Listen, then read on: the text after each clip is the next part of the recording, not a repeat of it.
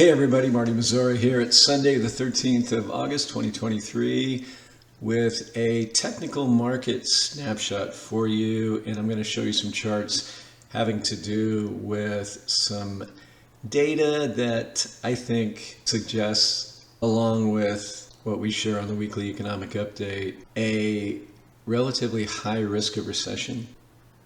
This will be all you'll hear from me, this and the written blog that this is attached to, clients and subscribers to the written blog, that you'll get from me this week. I'll be out of the office from Wednesday to next Monday, and my schedule is pretty choked for Monday and Tuesday, so I thought I'd get this out to you because I think the charts are interesting right here. And then in the written blog, just wanted to, of course, get you your weekly update on results across sectors, regions, and asset classes. So in front of you is the daily chart of the SP 500 that we're so accustomed to sharing herein. And recall that the last couple of presentations, I've made a big deal out of breaking below the 20-day moving average. You can see here that the S&P did that here a few days ago and retested it and lost it right literally on that, and then continued its decline from there. I don't need to do it for a third time, but I've illustrated how important that's been as an indicator and what to expect when it rolls over in a certain fashion. The green line here now I've added is the 50-day moving average. You can see that the S&P on Friday found support right there. So do not be surprised if we get a decent bounce off of that. It'll be interesting if we can recapture the 20-day moving average, and ultimately you would look for, maybe a retesting of this uptrend line if we are going to continue to melt higher over coming weeks. Here on the daily, though, we really don't have an inspiring looking technical setup other than, perhaps support at that 50-day moving average and around that 44.60 mark.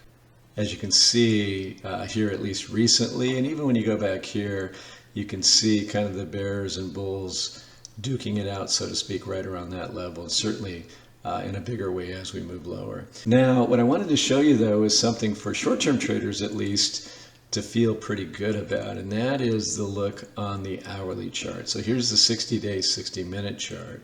And this, at least at this moment anyway, would be pointing to a pretty nice bounce, potentially off of that 50-day moving average. So we have our downsloping wedge and real clear divergences on the MACD and on the hourly RSI coming off of oversold territory right in here. So this does look like real short-term building momentum that would lead to a break above the falling wedge. Now, if that fails and we go below that 50-day moving average, suffice to say that that would be not a good look technically. Support here at 43.25 if we ran this further back. You break that, and then we'll begin thinking about the likelihood that maybe this is the beginning of the next leg down in the bear market, which we think that there are far greater than zero odds of occurring sometime over the next few months. As for the NASDAQ 100 index, it actually did lose the 50-day moving average on Friday. So it broke below it and closed below it. Again, that is definitely not, at least for one day, a good technical sign. So very, very important to keep an eye on that. There's not a lot of support between here and 350. A break below that, and it's beginning to look pretty ominous from a technical perspective.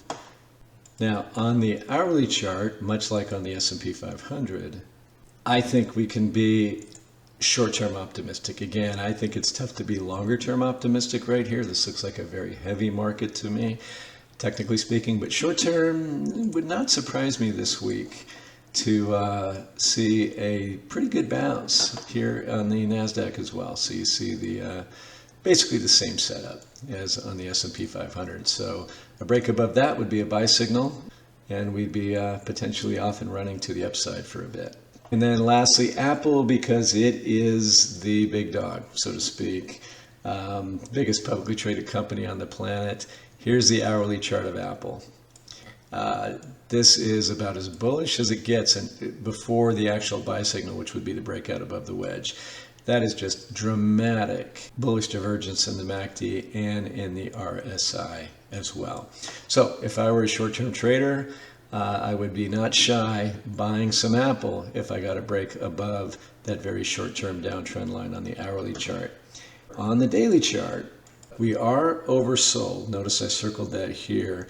And over the last year, and pretty much over the whole bear market, when we've hit an oversold territory on Apple, you have seen pretty good bounces off of that level, if albeit short-term bounces. And then we came back and formed a new low there. We did it with a bullish divergence, so we popped again right there and then rolled over before catching what has been a sustainable rally ever since the beginning of this year. This breakdown below definitely is bearish, breaking out of that with that kind of momentum.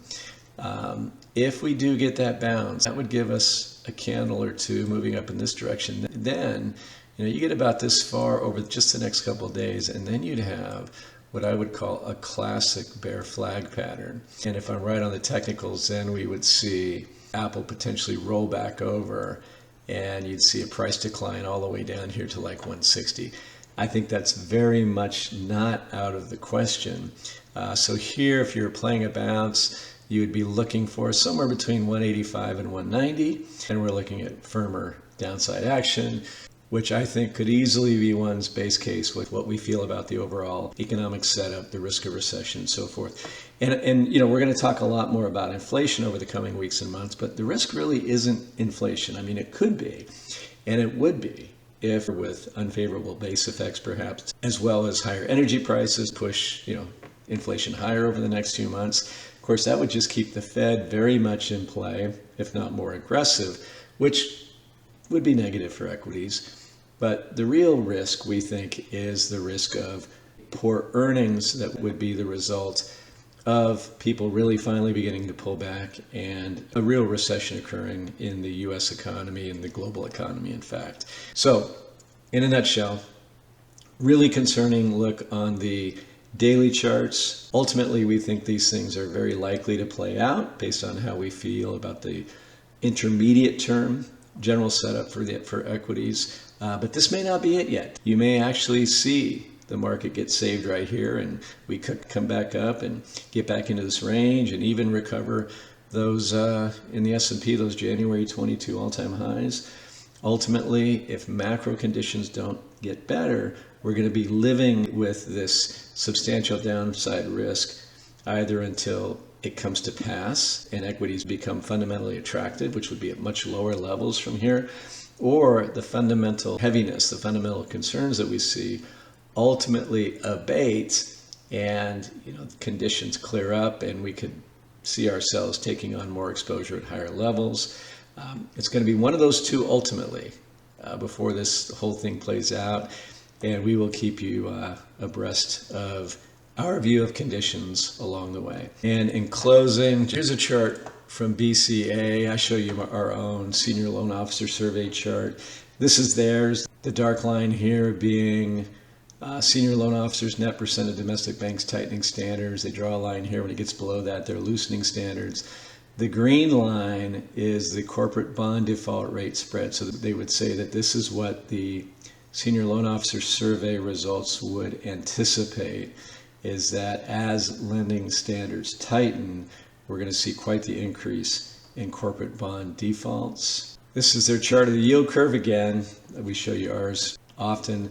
They're just illustrating here that the 2-10 spread is deeply, deeply inverted, the likes of which we haven't seen since 1980. This is the one recession indicator that everybody seems to respect the most, and it suggests that we don't get out of this without a recession in the not too distant future from this point.